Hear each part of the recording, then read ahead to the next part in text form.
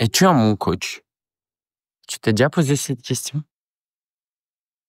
Pourquoi j'enseigne autant le fait qu'on peut se lancer dans le coaching sans faire d'école? Pourquoi, je l'enseigne et je le pratique d'une certaine manière? Pourquoi moi je me suis jamais fait certifier?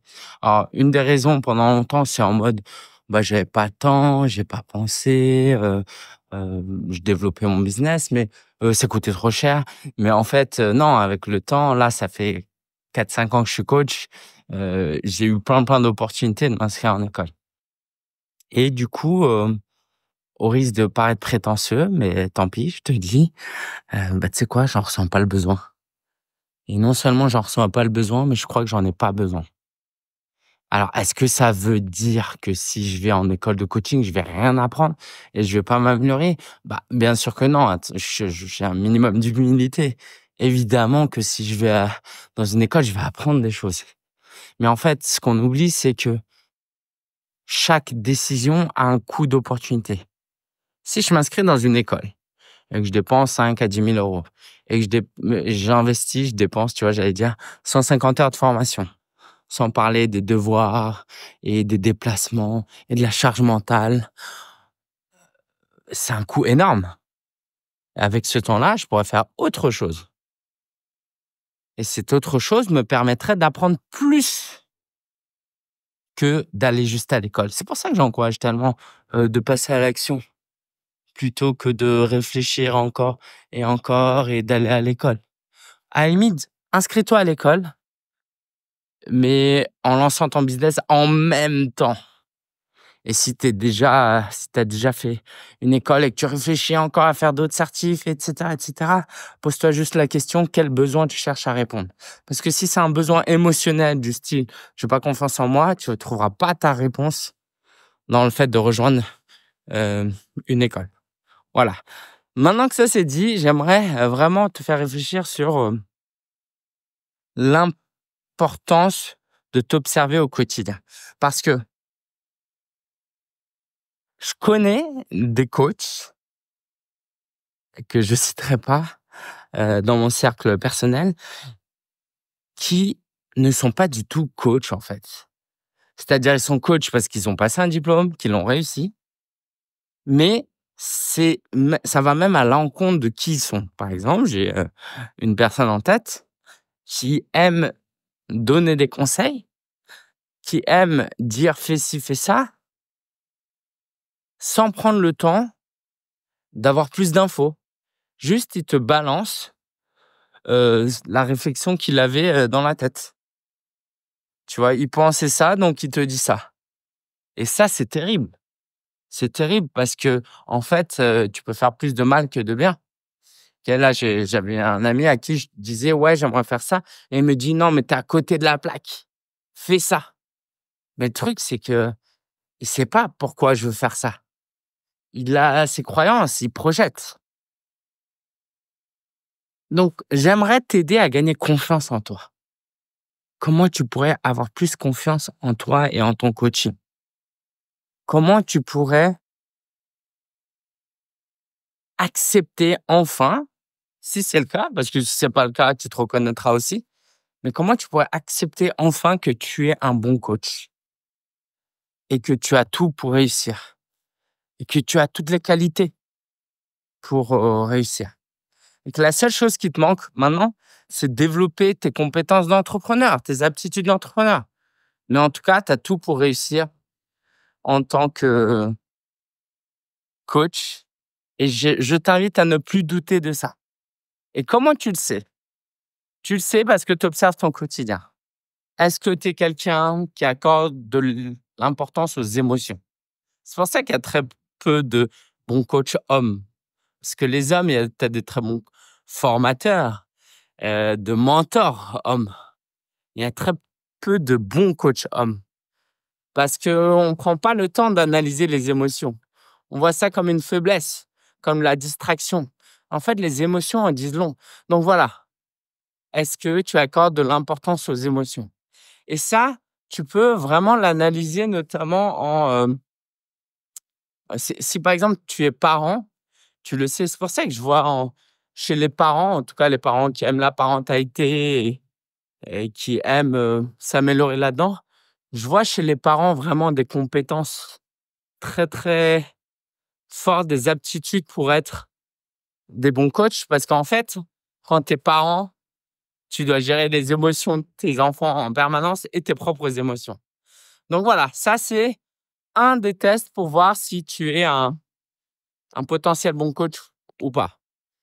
Quelle place tu donnes aux émotions? Ou est-ce que pour toi, les émotions, c'est pas important? Deuxième élément qui pourrait montrer que tu es un bon coach, c'est est-ce que tu es quelqu'un qui est à l'écoute? Est-ce que tu écoutes les gens autour de toi, les gens que tu aimes? Ou est-ce que tu es du genre à vouloir tout de suite donner un conseil? Est-ce que tu écoutes avec une écoute active, avec la véritable envie de comprendre, une véritable curiosité? Ça, c'est un deuxième élément. Un des troisièmes éléments, mais celui-là peut s'améliorer avec le temps, OK? Donc surtout, te dis pas: «Mince, j'ai pas ça, je suis pas un bon coach». Parce que pour le coup, les 2 premiers, c'est dur à améliorer, hein, à moins que tu aies 10 ans et que tu écoutes, cet audio, mais une fois que c'est fait, c'est fait. Mais cette, 3e partie, c'est plus une histoire d'apprendre et d'expérience, qui est: est-ce que tu sais poser les bonnes questions? Alors, attention, souvent quand on entend poser les bonnes questions, c'est un peu cette idée de: «J'ai une chance pour poser des bonnes questions». En fait, je sais pas si tu te rends compte, mais un bon coach, je sais pas, je dirais qu'il pose, 30 de bonnes questions. Ça veut dire qu'il a besoin de ces 70 de mauvaises questions pour que les 30 les 20 restants soient bonnes, en fait. Parce qu'au début, est-ce que, «Comment ça va en ce moment?» c'est une bonne question. Oui et non, tu vois? Moi, quelquefois, j'essaie de deviner, j'ai une intuition. Tiens, là, tu m'as dit ça, est-ce que ça peut rappeler quelque chose dans ton enfance? Et la personne me dit non et puis, bah, du coup, j'ai été à côté de la plaque. Alors après, bon, c'est pas parce que tes coachés disent non que c'est vraiment non, hein, parce qu'eux aussi ont besoin de réfléchir. Mais bon, ça, c'est une petite parenthèse. Et du coup, bah, tu es à côté de la plaque et c'est pas grave. Tu reposes une autre question. Du coup, est-ce que c'est lié à ton éducation à l'école, ta relation avec tes amis, et cetera? Donc, c'est important de savoir que poser des bonnes questions, c'est pas 100 de nos questions sont bonnes. Voilà. Donc ça, c'est un autre aspect qui fait que, bah, tu vois, tu es un bon coach ou pas. Est-ce que tu es quelqu'un de plutôt positif et doux dans ton quotidien? Est-ce que tu es plutôt souriant? Est-ce que tu es plutôt du genre à voir le verre à moitié plein plutôt qu'à moitié vide? Est-ce que tu es plutôt agréable et doux? Et ça, pour le coup, ça s'apprend pas dans une école de coaching. Je suis désolé, ça ne s'apprend pas. On peut pas apprendre à être doux, voir le verre être positif, voir le verre à moitié plein. Et ça, je t'encourage vraiment à avoir ce genre de réflexion parce que, pour moi, on voit là bien plus tes compétences, tes aptitudes de coach que tu le voudrais. Maintenant, j'ai une dernière aptitude à te faire réfléchir. Et si tu as déjà acheté mon lien, tu sais pourquoi? Parce qu'on fait une offre en ce moment de lancement pour une nouvelle formation de business coach. Et du coup, j'ai envie de te poser cette question-là. Est-ce que tu t'es déjà intéressé au fait de devenir business coach ou pas? Parce que une caractéristique d'un business coach, comme il y a des caractéristiques pour des coachs de vie, hein, mais un bon business coach, il est un peu plus orienté résultat quand même, performance, croissance. Tu peux pas accompagner ton client et lui dire «Oh non, mais écoute, moi je vais t'accompagner, mais tu peux faire le même chiffre d'affaires que l'année dernière, c'est très bien». Tu vois? Non, il y a un peu ce côté, j'ai envie de te faire progresser. J'ai envie de gagner des matchs. J'ai envie de monter dans le classement. Si tu as ça un peu, tu vois? Parce que moi, je l'ai, par exemple, quand je fais du sport. Même quand on joue entre amis, j'aime compter les scores. Ouais, je fais partie des gens qui sont parfois un peu énervants. J'aime compter le score. Moi, avec le temps, j'ai appris à moins le faire ou à le faire avec les personnes adaptées. Mais là où les gens peuvent se méprendre, c'est que je compte pas le score dans le but de compter, le score. Je compte le score parce qu'en fait, ça me fait progresser, ça me fait avancer, ça me motive, ça me donne de l'énergie. Je le fais pas juste parce que j'ai envie de me sentir meilleur que les autres. Et ça, c'est une distinction très, très importante que je t'invite vivement à avoir. Donc, voilà, est-ce que tu es fait pour être un bon business coach?